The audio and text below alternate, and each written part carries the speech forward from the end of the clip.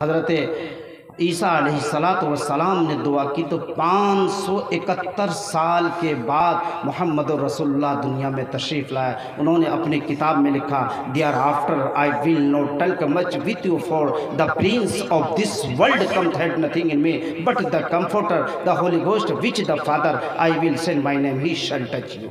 الحمدللہ الذی ہدانا لہذا وما كنا لنہتدی لولا ان ہدانا اللہ ونشهد أن لا إله إلا الله وحده لا شريك له ونحن له مسلمون ونشهد أن سيدنا وحبيبنا وشفيعنا ومولانا محمدا عبده ورسوله الذي بشر به المرسلون وصلى الله عليه وعلى آله وصحابه أجمعين أما بعد أعوذ بالله من الشيطان الرجيم بسم اللہ الرحمن الرحیم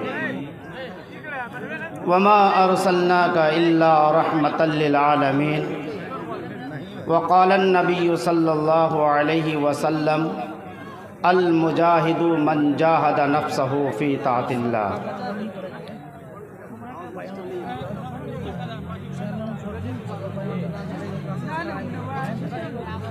ایکو جگدیشورا ایکو جگت گرو سرو اوتار سرو دھرم گرنتھ ستیہ سمبلن پرارتھنا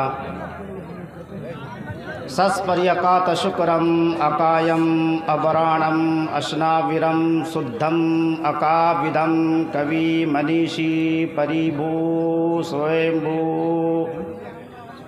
اوم جنا اپنرا شنسا استوشیتے سہسنوتیم چکرم آروشمیز دومہے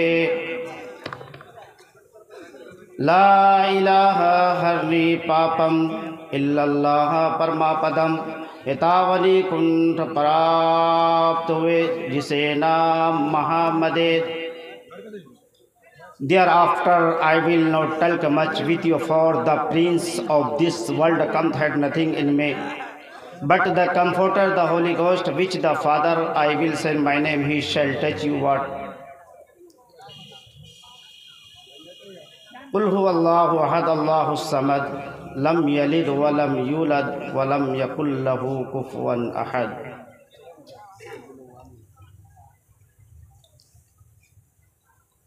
دربار محمد کا کرینہ ہمیں دے دو، تم سارا جہاں لے لو، مدینہ ہمیں دے دو، تم لے لو سبھی کوثر و تسنیم کے پیالے، دو بند محمد کا پسینہ ہمیں دے دو۔ میرے محترم بزرگوں، دوستو، وقت کافی ہو چکا ہے، چونکہ 4-5 کا پروگرام ہے، اب 6 لگ چکا ہے، لیکن پھر بھی آپ بیدار ہیں، یہاں کے نوجوان بیدار ہیں۔ مجھے زیادہ نہ بول کر مجھے 3 باتوں پر بات ختم کرنی ہے۔ مجھے اپنی نوجوانوں کو جگانا ہے اور اس کے اندر دین کے جذبات اور قوم کی خدمت کے لیے ہمیں جوش بھرنا ہے۔ میں نے بہت کچھ پڑھا اور مجھے پڑھنا بھی تھا، چونکہ مجھے حضرت قاری آزاد صاحب دامت برکاتہم العالیہ آپ ہی کی کمیہ کے ہیں، صدر خدمت خلق فاؤنڈیشن کے خزانچی بھی ہے، لیکن ارریہ کی سرزمین اتنا پوتر دھرتی ہے کہ جو اس دھرتی نے محدث، علماء، فقہا اور حفاظ پیدا کیا ہے، دنیا میں کوئی اس کی نظیر نہیں ہے۔ یہ حافظ آزاد صاحب نابینا ہے، لیکن 165 بچے کو حافظ قرآن بنا چکے ہیں۔ حضرت میں گیا ان کا مدرسہ میں جب ایگزام لینے کے لیے بچوں کا، کیا شاندار قرآن پڑھتا ہے۔ اسکول سے آ کر ان بچوں پر محنت کروانا کوئی آسان نہیں ہے، کیونکہ وہاں انگلش میڈیم میں پڑھنا پھر یہاں عربی کو پڑھانا یہ آسان نہیں ہوتا ہے، بڑے خوش نصیب ہیں۔ لیکن ان کی دعوت میں یہاں حاضری میری ہوئی، چونکہ میرے مدرسے میں 12 تاریخ کو جلسہ بھی ہے بخاری شریف کا، اور کافی لگ بھگ 5000 آدمیوں کا کھانے کا انتظام ہوتا ہے، لیکن حضرت کی باتوں پر اور یہاں سے کچھ لوگوں کی سفارش پر میری حاضری ہوئی۔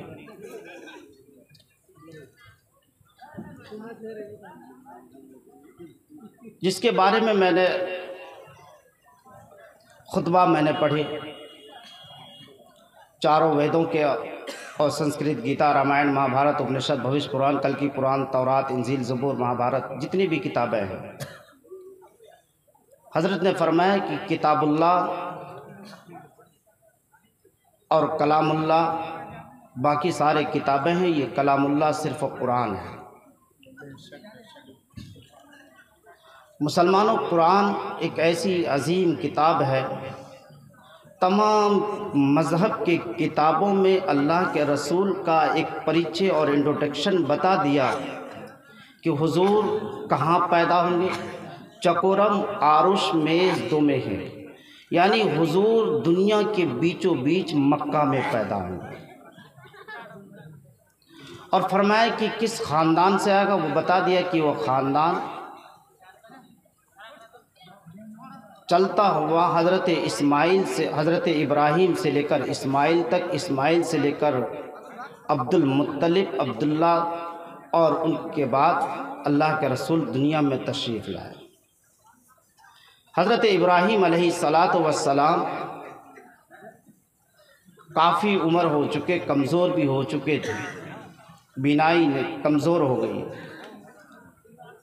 حضرت ابراہیم علیہ السلام نے دعا کی تو 650 سال کے بعد دعا قبول ہوئی، جب اللہ کے رسول دنیا میں تشریف لائے۔ حضرت ابراہیم علیہ السلام ایک مرتبہ سوچا کہ میں اپنی امانت جو اللہ نے میرے پیشانی میں محمد کی نشانی مجھے دے رکھا ہے، میں اپنی امانت کو اپنے اولاد تک منتقل کر دوں، نہ جانے کب مجھے میرا بلاوا آ جائے، میں اللہ سے جا ملوں۔ لیکن مسلمانوں، آج ہم سے نہ کوئی وصیت کر پاتے ہیں، نہ نصیحت کر پاتے ہیں۔ ہم سے یہ نہیں ہو پاتا کہ اپنے بچوں کو اور اولاد کو کیا وصیت اور کیا نصیحت کرنا ہے۔ صرف ہمیں بچوں کی کمائی کھا کر اور حالات حاضرہ پر کوئی غور و فکر نہ کر کے مر جانا ہے، بس صرف میرا مقصد یہی رہا ہے۔ لیکن حضرت ابراہیم علیہ السلام جب وہ پیشانی میں محمد رسول اللہ کی جب وہ روشنی چمکی تو اپنے بیٹے اسماعیل کو آواز دینے کی کوشش کی۔ حضرت ابراہیم کی 2 شادی، ایک حضرت سارہ اور ایک حضرت حاجرہ۔ حضرت حاجرہ سے حضرت اسماعیل علیہ السلام، حضرت سارہ سے حضرت اسحاق علیہ السلام، یہ 2 بیٹے، اسحاق چھوٹے، اسماعیل بڑے۔ لیکن وہ امانت حضرت اسماعیل کو سونپنا تھا، لیکن اسماعیل کو نہ دے سکا، چنانچہ حضرت اسماعیل شکار کا شوق تھا، آواز دی بیٹا آؤ میں تمہیں کچھ دینا چاہتا ہوں، لیکن اسماعیل نہ ہونے کی وجہ سے اسحاق کی ماں سارہ نے سن لیا کہ آج ان کے والد کچھ دینا چاہتے ہیں، کچھ معرفت دینا چاہتے ہیں، ایسا نہ کروں، اسماعیل کی آواز بنا کر اسحاق کو سکھا دوں، کہنا کہ سلام کرنا کہ میں آ گیا، جو آپ کو دینا ہے وہ مجھے دے دیجیے۔ چنانچہ حضرت اسحاق علیہ السلام آئے، اپنے والد محترم کو سلام عرض کیا، انہوں نے کہا کون؟ کہا جس کو آپ نے یاد کیا وہ آ گیا۔ کہا آ جاؤ۔ اپنے سینے سے حضرت اپنے بیٹے نور نظر کو لگایا اور فرمایا کہ اے اللہ میرے بیٹے کی نسل سے نبی کو پیدا فرما، میرے بیٹے کی نسل سے نبی کو پیدا فرما۔ حضرت اسحاق کی نسل سے 4000 نبی پیدا ہوئے۔ جب حضرت اسماعیل علیہ السلام شام کو جب گھر لوٹتے ہیں، ماں نے دیکھا کہ میری ماں بلک بلک کر رو رہی ہے۔ پوچھا امی کیا بات ہے، کیوں رو رہی ہو؟ کہا بیٹا میں رو نہیں رہی ہوں نہ میں کلس رہی ہوں، مجھے افسوس یہ ہے جو تمہیں والد تمہیں دینا چاہتا تھا وہ تمہیں دے نہ سکا، وہ تیرا بھائی اسحاق لے گیا، مجھے اسی بات کا افسوس ہے۔ کہا کوئی بات نہیں امی، چلتے ہیں، اگر میرے مقدر میں جو ہوگا وہ مل کے رہے گا۔ چنانچہ حضرت اسماعیل علیہ السلام آتے ہیں، سلام عرض کیا، کہا کون؟ کہا میں اسماعیل، کیسے آنا ہوا؟ کہا ابو آپ مجھے یاد کر رہے تھے میں آ گیا۔